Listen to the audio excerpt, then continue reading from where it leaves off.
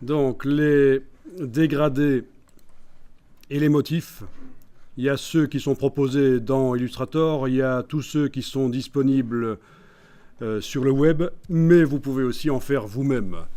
Des motifs, vous avez déjà créé des motifs vous-même? Non, pas sur papier, quoi. Il y a un générateur de motifs dans Illustrator, vous allez voir, on peut créer ses propres motifs et on peut même inclure des images, pixels dedans, mélangés avec des vecteurs. Les dégradés, c'est facile aussi de les faire.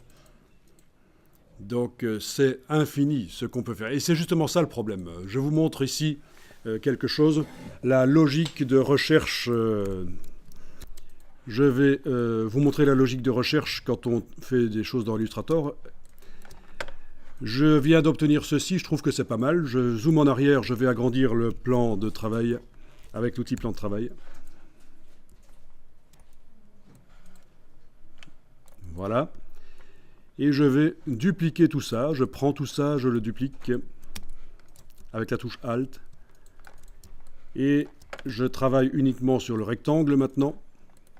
Clique avec la flèche noire sur le côté, clique sur le rectangle. Et je continue ma recherche. Alors j'y vais. Parmi les choses que je peux modifier, il y a ici le motif. Oui, on peut aller chercher un autre motif.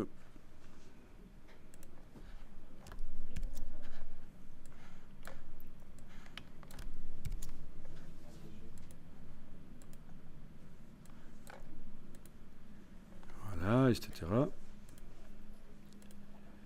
Ok, le motif dont je vais pouvoir choisir le mode de fusion, etc. Et alors, écoutez bien la logique, parce que sinon vous allez avoir des soucis.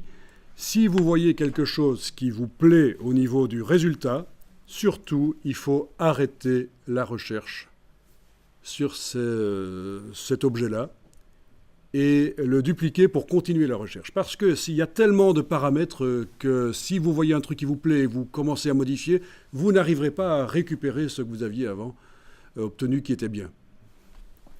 S'il y a tellement de paramètres partout qu'il faut vraiment réfléchir comme ça. J'obtiens un truc qui me plaît bien, je sélectionne tout, je duplique avec la flèche noire la touche Alt, et c'est là-dessus que je continue sur la copie que je continue la recherche, uniquement sur le rectangle noir. Donc, et je continue à travailler sur mon fond de motif, par exemple, et tester différentes choses. Oui, ça c'est pas mal. Je reduplique à nouveau. Je travaille uniquement sur le rectangle, je teste d'autres motifs.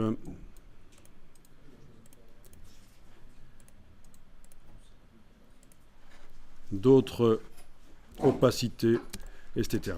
D'autres dégradés en dessous, éventuellement. Enfin, vous voyez le principe. Hein. Voilà, ça je trouve que c'est pas mal, mais je vais dupliquer à nouveau. Je sélectionne tout avec la flèche noire, touche Alt, je duplique. Vraiment, sinon vous allez perdre votre temps à essayer de retrouver un effet qui était sympa et que vous avez perdu, si vous ne faites pas comme ça. Et en plus, je sais que parfois certains ont des problèmes, ils considèrent qu'ils ne sont pas assez créatifs. Eh bien, le fait de dupliquer comme ça et de faire des tests va vous permettre d'être créatif. Parce que vous allez multiplier les versions et après, il suffira de choisir quelle est la meilleure. Et choisir, c'est être créatif. Il y a plein de gens qui croient qu'ils ne sont pas créatifs, alors que quand ils entrent dans un magasin de vêtements pour choisir leurs vêtements, ils savent très bien ce qu'ils veulent, ils arrivent à choisir, donc ça veut dire qu'ils sont créatifs en quelque sorte. Hein. C'est juste une question d'avoir le choix. Voilà, etc., etc., vous voyez. Et alors, ce qui est bien aussi, c'est que toutes ces recherches peuvent être intégrées, dans le cas notamment de la création d'un logo, ça peut être intégré à la charte graphique. Dans les chartes graphiques, vous montrez les versions qui ont été envisagées et finalement abandonnées. Parce que si vous vous amenez avec un logo et que vous demandez 500 € au client, il va vous dire « Mais oui, mais ton logo, tu l'as fait en 12 minutes.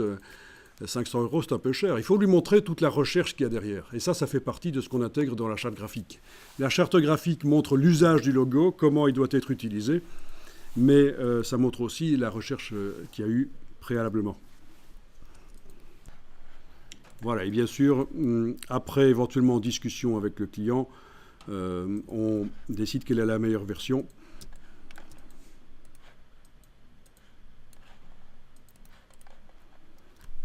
On peut décider aussi que cette version-là est la meilleure, mais que maintenant on va aller modifier le cheval. Parce que le fond est bon, mais pas le cheval.